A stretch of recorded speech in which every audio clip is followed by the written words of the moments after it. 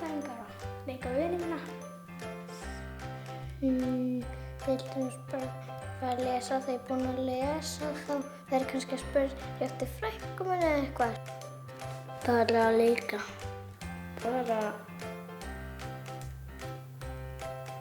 vera í fótbolta eða eitthvað, bara, já.